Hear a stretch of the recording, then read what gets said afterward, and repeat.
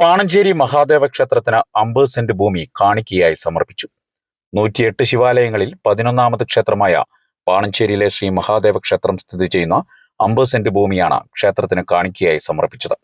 ഭൂമിയുടെ ഉടമയായ കുട്ടനല്ലൂർ സ്വദേശി കൊണ്ടോളി ശിവദാസനാണ് ഭൂമിയുടെ ആധാരം ക്ഷേത്രം ഭാരവാഹികളുടെ സാന്നിധ്യത്തിൽ ക്ഷേത്രം നടയിൽ സമർപ്പിച്ചത്.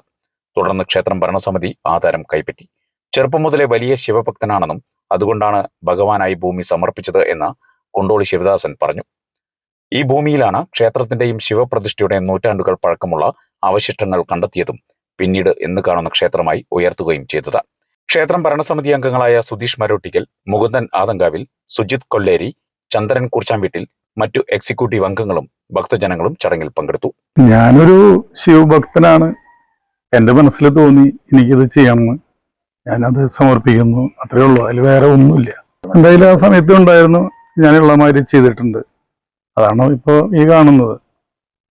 പറ്റാവുന്നതൊക്കെ ഇനിയുള്ള കാലത്തും പറ്റാവുന്നത് ചെയ്യും. ഇപ്പോൾ ഇത്രയും ചെയ്തിട്ടുണ്ട്. പാണഞ്ചേരി മഹാദേവ ക്ഷേത്രം യാഥാർത്ഥ്യമായി കൊണ്ട് മുന്നോട്ട് പോയിക്കൊണ്ടിരിക്കുകയാണ്.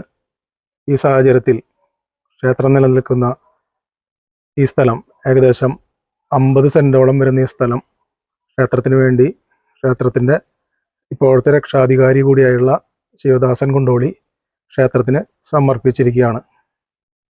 അദ്ദേഹത്തിന് വേണ്ടി 2 വാക്കുകൂടി പറയുകയാണെങ്കിൽ, ഇന്ന് ഈ ക്ഷേത്രം നിലനിൽക്കുന്നതിന് വേണ്ടി ഇപ്പോഴും ക്ഷേത്രത്തിൽ സഹായങ്ങൾ ചെയ്തുകൊണ്ടിരിക്കുകയും ക്ഷേത്രം പണി നമുക്ക് ആരംഭിക്കുന്നതിന് വേണ്ടി അന്ന് 1 ലക്ഷം രൂപയും തുടർന്ന് 5 ലക്ഷം രൂപ, അതുപോലെ പല വിധത്തിലുള്ള സാമ്പത്തിക സഹായങ്ങളും നമുക്ക് ചെയ്തുകൊണ്ടിരിക്കുകയാണ്.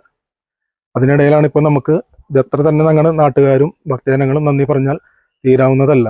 മഹാദേവന്റെ എല്ലാ അനുഗ്രഹങ്ങളും അദ്ദേഹത്തിന് ഉണ്ടാകട്ടെ എന്ന് പ്രാർത്ഥിക്കുന്നു.